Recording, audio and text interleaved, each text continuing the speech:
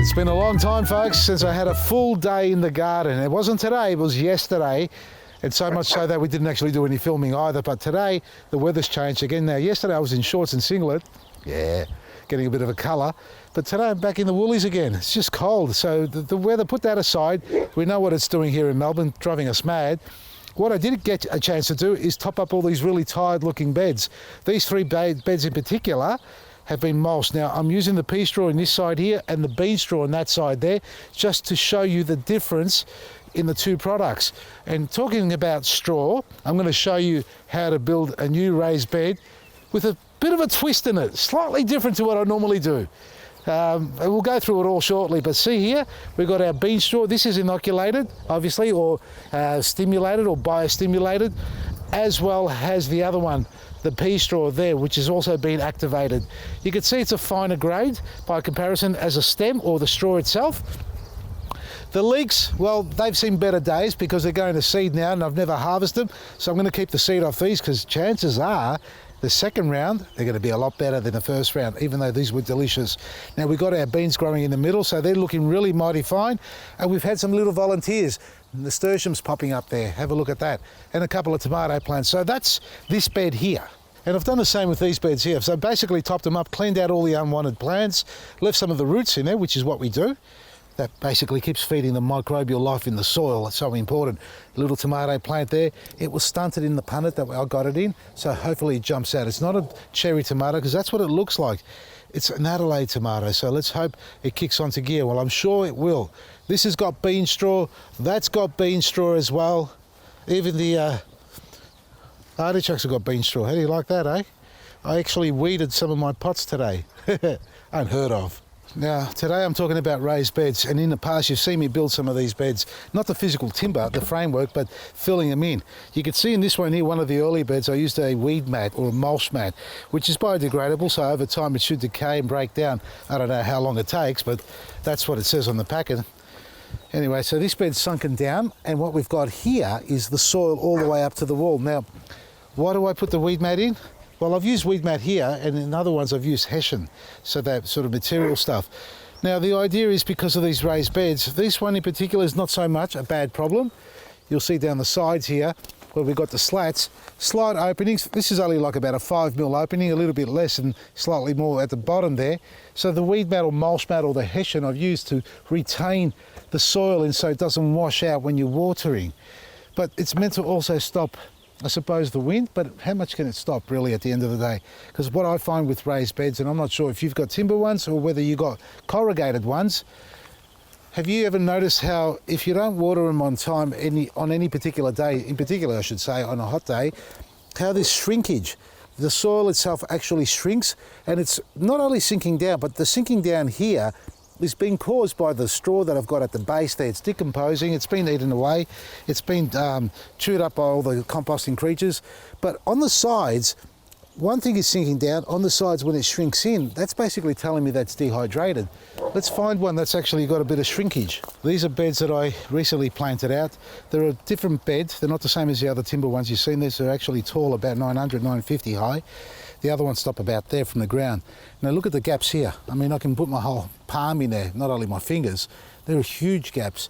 Now that is, yeah, you need something to retain it. You can put more timber if you like on the inside to retain it and stop the soil out, but that's not going to stop the shrinkage. And what I mean by shrinkage is when the soil dries out a little bit, the first place that actually shrinks is on the sides. That's the most exposed area.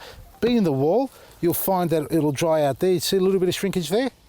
So it's moist down below, but the top 4 inches where the life is, where that shrinks, that's what you don't want to do. You don't want it shrinking on the sides.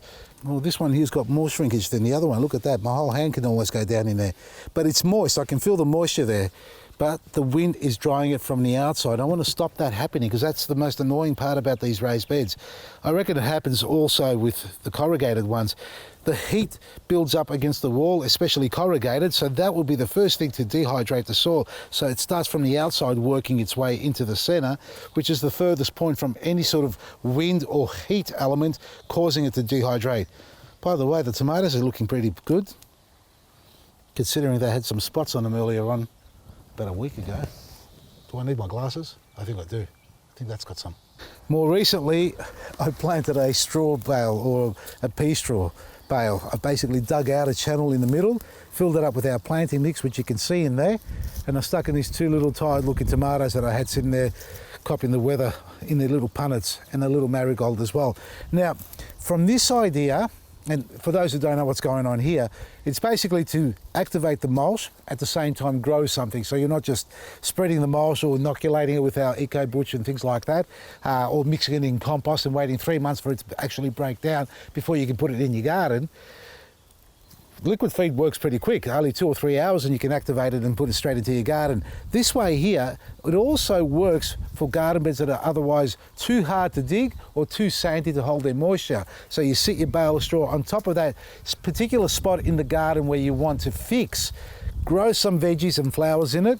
This will activate all the good microbes and life in it will start to work their way down to the base. They'll connect with the earth because that's where the population really exists, and that will activate the soil. And then later on you can spread that over the top and repeat the process. Now, that's why we do this, or why I'm doing this. But another thing that I realised, and that's because I had a bit more time in the garden, nobody was home, loving it. Just can't get enough of those days anymore, folks. But anyway, while I was doing the gardening and fixing some more raised beds, I thought, and the subject that I showed you earlier with the walls drying out on the sides on those raised beds, and I reckon this will work with any type of material as far as a raised bed's concerned, whether it's brick, timber or corrugated. We put mulch at the bottom of our beds, or I do, straw that is, so I can have that break down and becomes a food source, so there's always moisture down, almost like a wicking bed, but without the bulk water pool, but rather food with moisture in it, and it wicks all its way back up, and the microbes go down and so on. Now, instead of putting, you can put the whole bed of straw down the bottom, but the sides on the walls is where I'm thinking, maybe we can take this concept where the walls are here, because there's a whole channel in there, and do the same thing with a raised bed. Let me show you. This is one that I prepared earlier, meaning yesterday. Now, I was thinking about filling this bed up and doing what I did here. So the hessian on the sides, straw at the bottom, and because it's a shallow bed, I blended our planting mix into the straw bit, and then straw on top, which is basically the bean straw activated. And you can see the life in it. It's about 3 weeks old or something like that. Doing really well. Marigold a little bit sad, but it'll kick into gear slowly. Actually, that was only planted yesterday as well. That's why it's looking sad. Now, what I did here instead was, yes, I put the straw down. No, there's no hessian on the sides. There's soil in the middle, which is our planting mix, and the activated mulch on top. Now, let me just pull some of this away to show you what I mean. So there's our planting mix. You can see all the creatures there flying around and everything. And that's the edge of our planting mix, right there. This part here is all mulch. It's all been packed down there neatly. Now you can break away your bean straw or pea straw bale, whatever you have, in slabs or sheets, and as thick as you like. I'm going about 4 inches or 100 mil.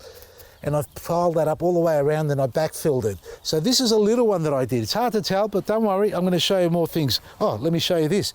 Layer, layer, layer, layer, layer, layer. That's not layer as in layers of mulch, folks. That's layer as in the dog. That dog over there. You're a good girl. Come on.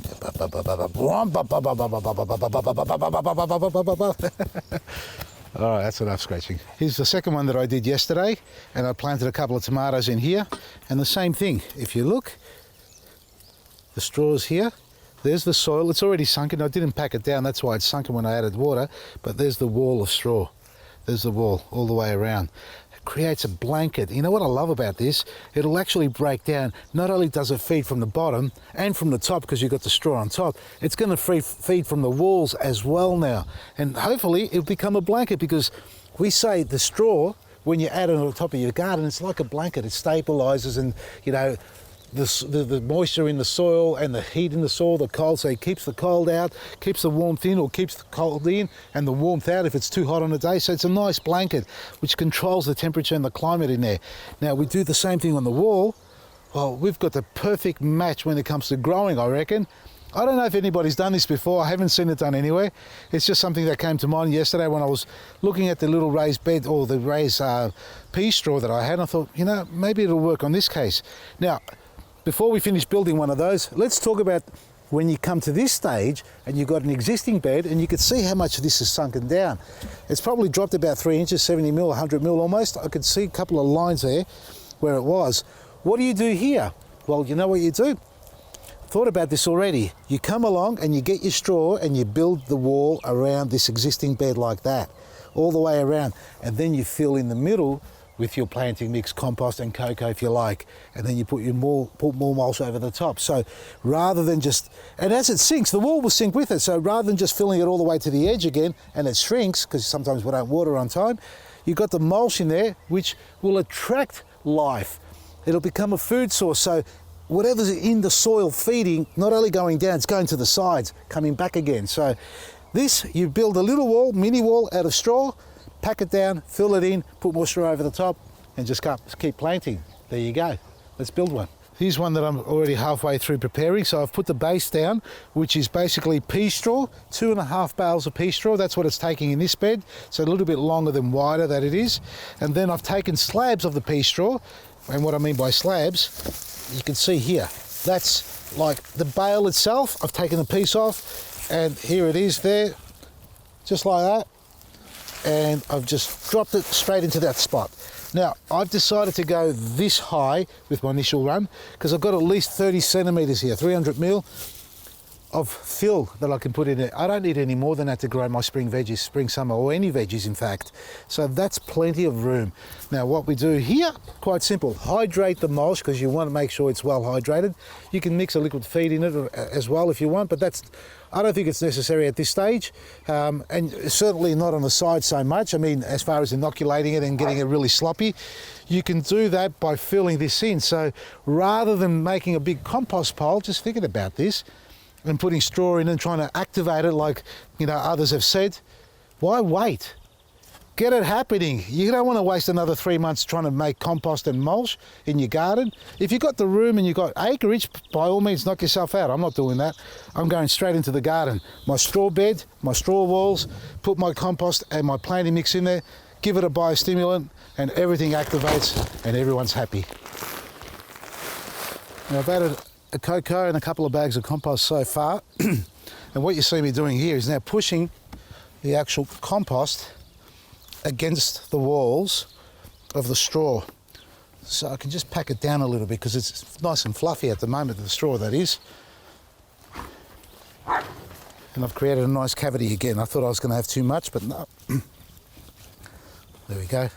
So first stage. This is a bit dry.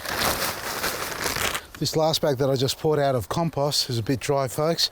That's because it's been sitting out here in the garden bed here, copping the sun for the last couple of weeks. And that's what happens to your bags. So don't leave them out in the sun. Don't put them in storage for 6 months or 3 months even. If you're going to buy it, use it. That's what you've got to do. And if you have got a dehydrated bag, just put it in, well, you can mix in a little bit of cocoa and automatically it will hydrate when you start adding water. Otherwise it will pull up a little bit if it's dehydrated. It doesn't have to be our product, any product in fact. If you buy something that's really dehydrated and you don't know until you crack the bag open, get the water onto it, mix it through, it becomes slurry, it gets messy. Some of you don't like doing it, I know. But at the end of the day, if you've got the bag in your garden, you've poured it out, what do you want to do? Dig it out or drag the person who sold it to you to come and dig it out for you? Just hydrate it slowly. It works every time. Bit of cocoa if you need to. That's it.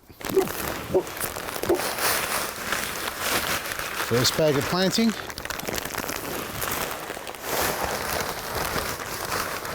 Put some of the planting mix against the wall as well, like I did with the compost. And then all we're going to do is fill up the little void in the middle. That's pretty good. Have one more bag, I think, maybe two. Now, admittedly, this is a big hole that I've created here.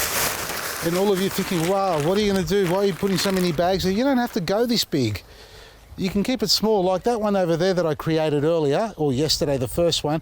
That's got 4 bags in it, or 5, sorry. 5 bags in total, and I think about 2 bean straws or pea straws equivalent. That's about it. So it is actually much more efficient. And again, I haven't gone all the way to the top here with this raised bed in particular, but if you compare it to the other one, you can see it's at least 200 mil higher than the other beds there. So in reality, I could have built this up to 600 off the ground. And what I mean by 600, for those who don't know metric, to here, well, about there. So I've got another couple of hundred above that. So you can start much lower, put less straw, so you can work out your volumes and ratios based on how high you want to build it. Just keep in mind, about 30 centimetres of growing area is what you need across the board with all veggies. You can go to 200, but 300 is comfortable. So that's the mix that you put on top, not the straw only. And the last bag. So that's 4 bags of planting in this bed, 3 compost and 1 cocoa. That's what I've added. Now, I didn't do this with the other beds, but I'm going to sprinkle a little bit of soil over the top of there, the planting mix. Just a little bit. Not too much, just a little bit. Just a little bit like that. That's it. Beautiful. Now, let's hydrate this before we put our mulch on top. Is it going to sink or pull? Let's have a look. It's pulling. Come on. Come on. No shame in the product sitting out in the sun and dehydrating, folks. This is what happens. So if you experience this, it's because it's been out for too long. I brought these bags down a few days ago and we had 26 or something, 27 degrees. It was ridiculous. Let's just wait for this to hydrate. We've got to crack that water tension, that water friction that's existing, and that's what happens when it's dry on top. The water's got to break through every single little particle and hydrate that before it moves on to the next particle. And then they become sponges, but one next to the other will absorb as well. Now, the reason why ours pulls up after it's been sitting in the hot sun, folks, is because the particle size is minute. We've got our cocoa in there, we've got our compost, our manure, we've got our what else is in here? All the stuff that I keep talking about. I keep repeating them so many times. We haven't got a bark in here. We haven't got chunky bits in like potty mix does. So this is not designed for small pots. You can go into large planters, definitely. But if you're going to go in a medium-sized pot, 30 centimetre pot, I recommend you mix it in with a bit of our cocoa, 50-50 ratio. That way you get the porosity you want, the drainage, so it flows freely, but it absorbs and holds its moisture as well. So it's not boggy. Whereas this, if you put it in a small pot, it'll become gluggy. Yeah, because there's no bark, there's no sand in it like other potting mixes have, or bark pieces, which is good, the bark, that is, providing it is actual bark. It's not bloody wood chips from old pallets or old fencing. You know, talk about recycling, but some of that stuff shouldn't be in our soil when we're trying to grow produce that for consumption. So this, now the third application, and you can see it is sinking, it's picked up, it's a lot better. And I have no issues with this as far as, you know, the fast or the speed to which it absorbs. Now, I reckon only about an inch. If I'm lucky, it's cracked through and it's still dry underneath. See what I mean? Still hasn't dried out. I mean, hasn't absorbed, sorry. Typical example of what happens when you buy bags, take them home and put them in storage for however many days or weeks. Then you go to crack them open and put them in your garden and it pulls up. It may not be just our bags, it could be any bags, folks, but an example of what can happen. Just reiterating some of the emails coming through saying they're not getting water to penetrate through. There's absolutely nothing wrong with the product, trust you me. Just got to rehydrate it a little bit, and I've gone down the path of using my fingers rather than the cultivator, because I love touching the stuff. And once you get it to this stage and you crack that water tension open, folks, you know, the rest is just, you know, it's up to your imagination what you want to grow in here.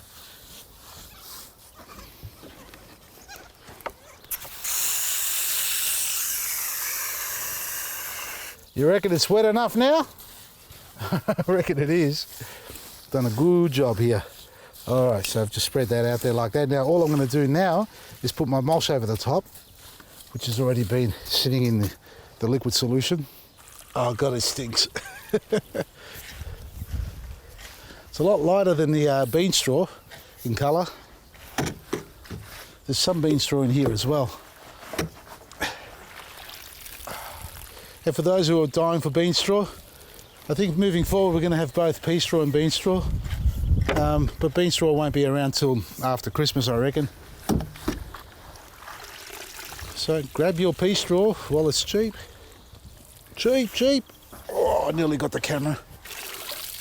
So for the moment, I'm just going to finish putting the mulch over the top of this.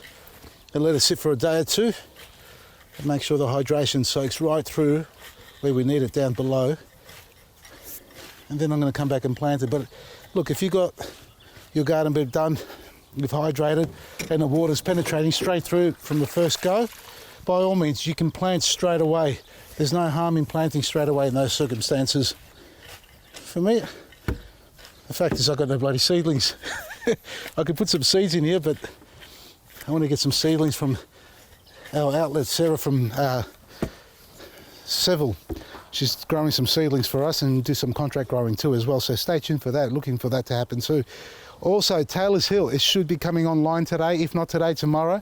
So if you live in that region, folks, get online, you want to shop, select Taylor's Hill, support your local outlet there, as they will be supporting you with our great products, getting them closer to your door.